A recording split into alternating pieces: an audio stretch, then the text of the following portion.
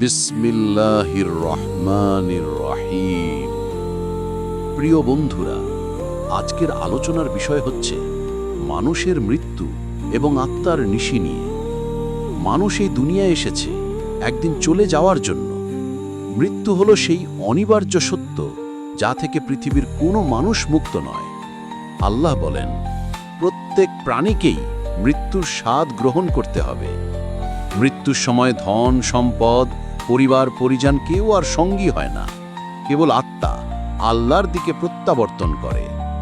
হাদিসে এসেছে, মৃত্যুর মুহূর্তে ফেরেশতারা এসে আত্মা কবজ করেন। মুমিনের আত্মা বের হয় সুগন্ধির মতো সহজভাবে, আর কাফেরের আত্মা বের হয় কষ্ট ও দুর্গন্ধের মতো। কবরই মানুষের প্রথম গন্তব্য। রাসূলুল্লাহ সাল্লাল্লাহু আলাইহি ওয়াসাল্লাম বলেছেন, কবর হলো আগেরাতের প্রথম ধাপ। যদি কবর ভালো হয় তবে পরবর্তী ধাপ সহজ হবে, আর যদি কবর কঠিন হয় তবে সামনে আরও কঠিন হবে। মৃত্যুর পর আত্মা বুঝতে থাকে সে কোথায় যাচ্ছে। জান্নাতি আত্মা শান্তি পায়, জাহান্নামী আত্মা ভয়ের মধ্যে পতিত হয়। মুমিনের আত্মা জান্নাতের বাগানে অবস্থান করে, আর অবিশ্বাসীদের আত্মা বন্দিত্বে থাকে।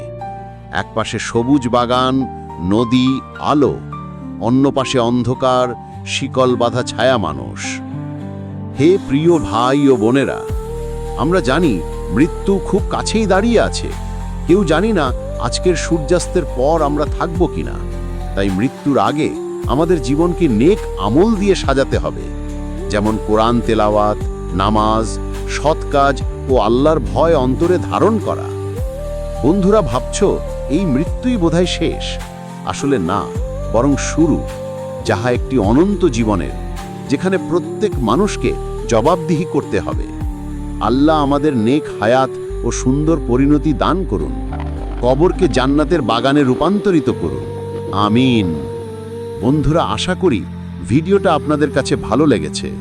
পরবর্তী নতুন নতুন ভিডিও পাওয়ার জন্য চ্যানেলটাকে সাবস্ক্রাইব করুন ও পাশে থাকা বেল আইকনটি বাজিয়ে দিন।